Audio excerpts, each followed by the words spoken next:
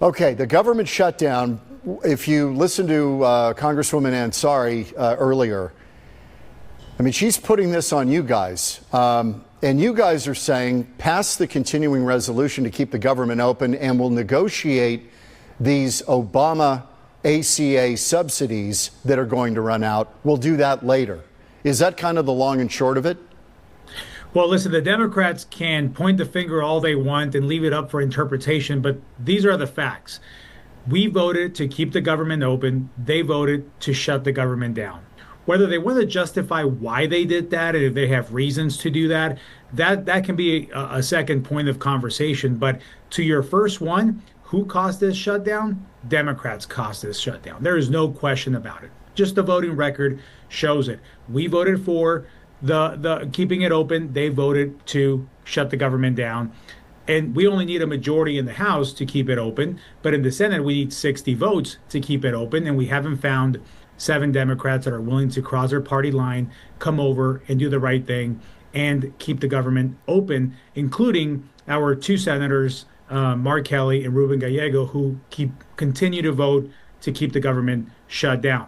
They can have a list of demands. Some we're able to look at. Others are outrageous and we cannot look at them. But one of the ones regarding health, we've been open to have those conversations. Matter of fact, I signed on to a bill before the shutdown to extend the ACA subsidies for another year to make sure that we don't pull the rug from under people and we have plenty of time to see what we need to do in this area. So I'm all about extending that piece of it and having that discussion. Now, we need to have that discussion with an open government where our troops are getting paid, Border Patrol agents are getting paid, air traffic controllers are getting paid. So the way the Democrats in Arizona and all across the nation have done it, it's really shameful and bad for business in Arizona, but bad for our troops and our national security. If you were sitting on their side of the aisle, I'm sure that they are using the shutdown as a pressure point to try to get you to the table to extend these Obama subsidies that they're saying the sky's going to fall if they don't get done. But the problem with Obamacare is, and I think it's a fairly universal feeling, it has not worked well. Premiums have gone up. Healthcare has not improved. And I think, geez, when I look at this, it's unbelievable. You know, it was supposed to bend the curve down, but instead costs have spiraled and premiums for individual market plans have doubled. Is it time to revisit the Affordable Care Act and say we need to remake this thing? Because the only ones benefiting are the insurance companies. A lot of truth in those statements. The premiums have gone up. Care hasn't improved. So when we look at all that and we see the amount of people that have signed up legally and fair to this program, and now their rates are about to go up even higher, that makes sense for everyone that it's actually effective. Now, let's not forget that this expiration date that we're looking at the end of this year, that was set into policy by the Democrats themselves. They set this to expire because that was part of the deal. And they did it during COVID. And they did during COVID. So you've got all this that was pushed through in that era for this time. So we knew this deadline was coming all along. And now all of a sudden they try to hang this on this shutdown and try to make that the reason for it, when it's far beyond that. Listen, speaking of healthcare, we have a $50 billion fund for rural hospitals in the Working Class Family Tax Cuts Act. And these are the kind of things that they want to wipe away from. Increase spending back to $1.5 trillion additional spending. Do away with the Medicaid safeguards that we put in place so we can protect that for single moms and those with disabilities. All these things that are regular checks and background and employment verification, all these things that we put in place, it's a completely clean CR that they voted for, and so did I, last year when President Biden was in the White House.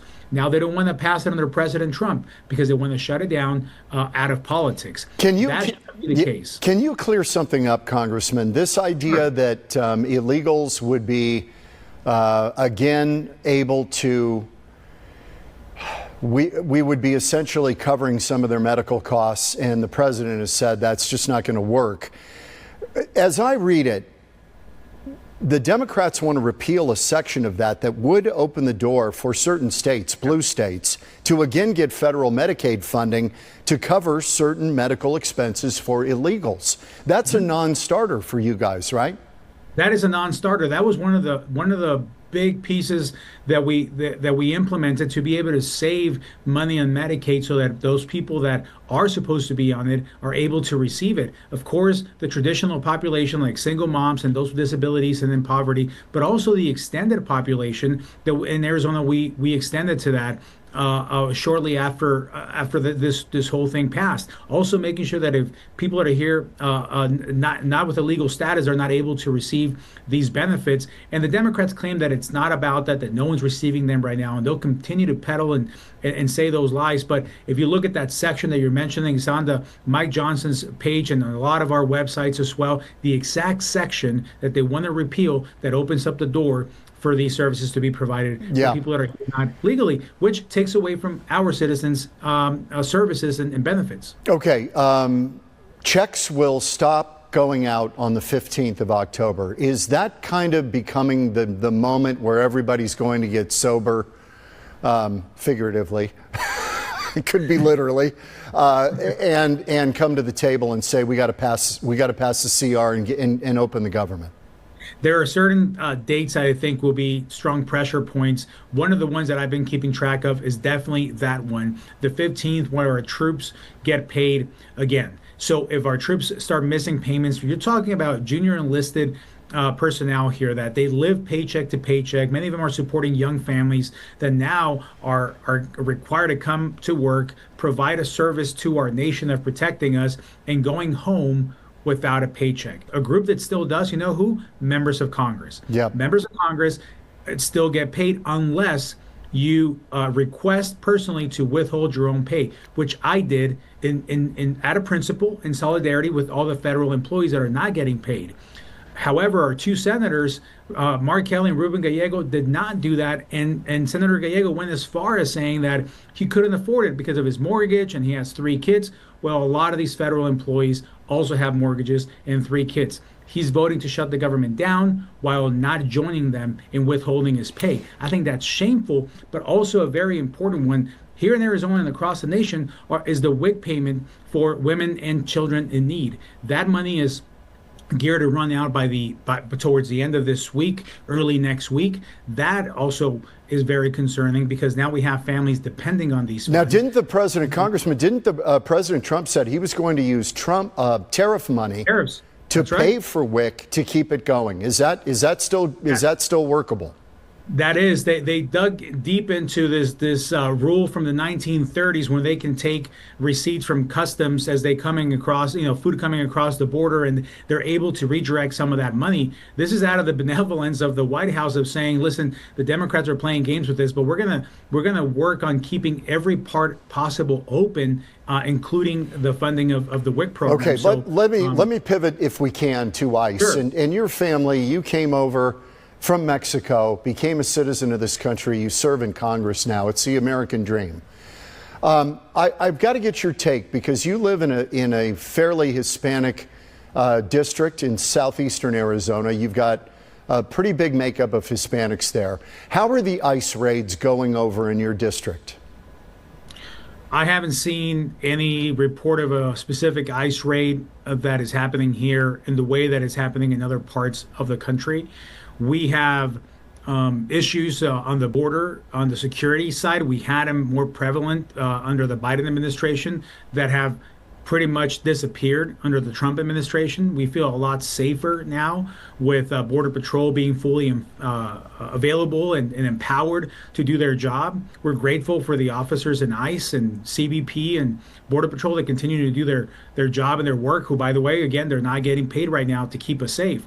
But you've got pockets of people all across the nation that are here illegally and they're committing crimes. And those are the people that ICE is mainly targeting. Now, if someone's here illegally and they're part of this community, that also gets impacted, even if they hadn't committed a crime additional to being in this country illegally. And I think that's kind of some of the stuff that you've seen around the country. Are you hopeful that this ceasefire in Gaza will hold and that this thing will go forward?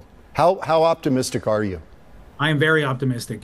This is the most that we've been able to see on this issue since I can remember. Being able to bring both sides to the table to preliminarily agree to this first step is a huge deal, especially given the incidents of just the anniversary of 2 years ago that just recently passed on the 7th of the horrific attacks of Hamas on Israel, unprovoked and completely cruel and horrible.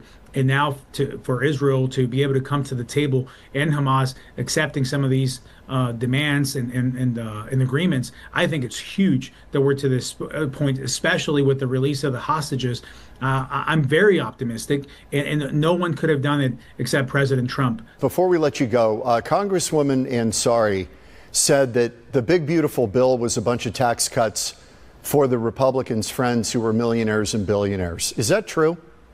Well, I don't know a lot of billionaires myself, but I don't think they're living off tips. I don't think they're happy. You know, they would be the ones that this was for when you're talking about overtime. Not a lot of them are working for overtime or concerned about getting a tax break on $6,000 per individual under Social Security. These are all things that impact the middle class, that impact the working class. We're happy about that. Also, that for the small businesses and all the deductions, the child tax credit for families that are working as well hard and they're having a family and growing kids. I mean, these are all the things that we're helping people, putting more money in people's pockets. Congresswoman Ansari is unfortunately playing politics with this, and anything that has President Trump's name on it, they're going to be opposed to it, which is unfortunate. That's why she, Greg Stanton, Mark Kelly, and Ruben Gallego shut the government down. Congressman Juan Ciscomani, good to see you again. I hope you're back to work soon. I'm sure you're probably doing constituent work and a lot of work. Yeah, a lot of work here at home. Well, we'll see you. We'll see you hopefully back in D.C. soon, Congressman. Thank you. Sir. Thank you for your bye-bye. time. Good to see you.